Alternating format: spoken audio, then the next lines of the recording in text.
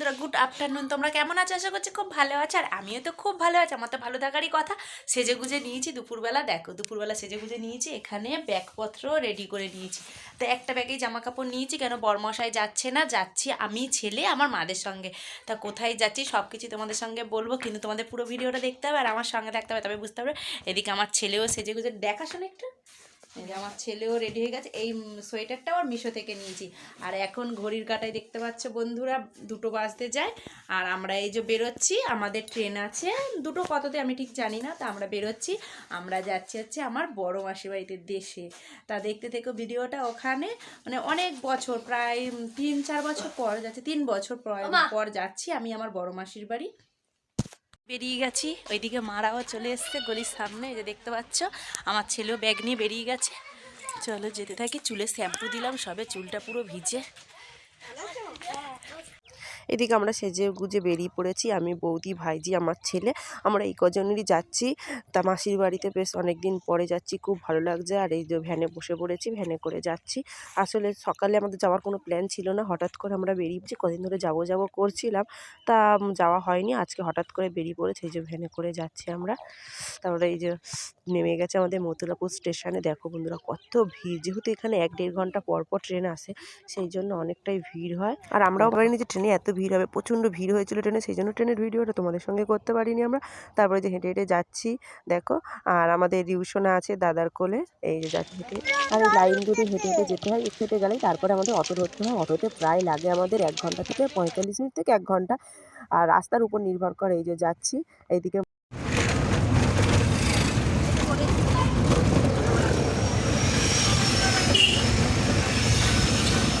তারপর অটো থেকে নেমে চলে এসেছি নিতে মিষ্টি।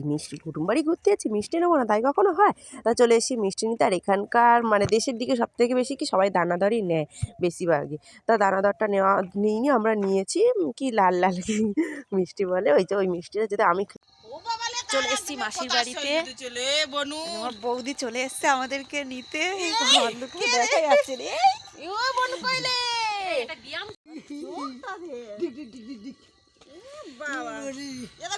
খুব ভালো জানি।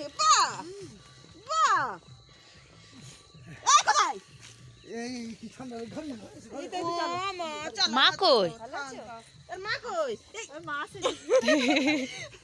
চলো চলো চলো, তুই ভালো আছিস? মাসি কই? মা চলো, মাসির বাড়ি চলে এসছি, চলো চলো ভেতরে চলো। এদিকে বৌদি রান্না বসিয়ে দিয়েছে। এখানে কি ঠান্ডা বাবা, এখানে বৌদি রান্না বসিয়ে দিয়েছে। চলো। মাসিরা কই সব?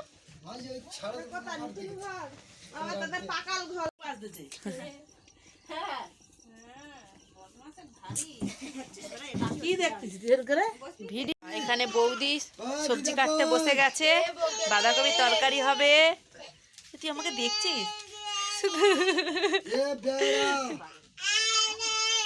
আর এইদিকে দেখো উনুনে বৌদি রান্না বসিয়ে দিয়েছে। তো এসে দেখেছি ভাত বসিয়ে দিয়েছে, তারপরে বৌদি ডাল সিদ্ধ বসিয়ে দিয়েছে, তারপরে বৌদি আমাদেরকে চা করে দিল। চা খাচ্ছি মানে চা দিয়েছে, এখন আমি বলছি চলো গিয়ে চা খাচ্ছি, আমি একটু ভিডিও করে নিই। কেন আমার খুব ভালো লাগে মাসির বাড়ি, যে পুরো অন্ধকারটা বাইরে দেখতে পাচ্ছ বন্ধুরা, পুরো অন্ধকার। মানে এখানে কি বলতো, পুরো নদীর ধারে, তো মাসির বাড়ি একটাই শুধু বাড়ির ধারে, সেই জন্য পুরো অন্ধকার। আর এখানে দেখো বৌদি সবজি কাটতে বসে গেছে। আর আমাদেরকে চা দিয়ে দিয়েছে মাসি চা করে। তো এখন চা খাবো, বসে গল্প করব। দেখো আমি চা খাচ্ছি বসে বসে, গরম গরম, ঠান্ডার সময় বেশ গরম গরম চা বেশ ভালো লাগে। আর এইদিকে চা আর মুড়িও মেখে নিয়েছি চানাচুর দিয়ে, ছেলে আমি সবাই মিলে বসে খাচ্ছি মুড়ি। আর মাসির বাড়ি অনেকদিন পরে এসেছি, আমার তো খুব ভালো লাগছে। তারপরে রাতের খাওয়া দাওয়া সেরে মাসি এদিকে বিছানা করে দিয়েছে, এই যে ঢালা বিছানা করে দিয়েছে। এখন আমরা সবাই এটার মধ্যে ঘুমাবো। দেখো এখানে আমার ছেলে, আমি, আমার মাসি, মেসো টেসো সবাই একসঙ্গে ঘুমাবো। আর বন্ধুরা আজকের ভিডিওটা কেমন লাগলো অবশ্যই কিন্তু কমেন্ট করে জানিও, হ্যাঁ। আর যারা আমার ভিডিওটা নতুন দেখছো প্লিজ চ্যানেলটিকে সাবস্ক্রাইব করে দিও আর একটা লাইক করে দিও। Tata, bye bye, good night.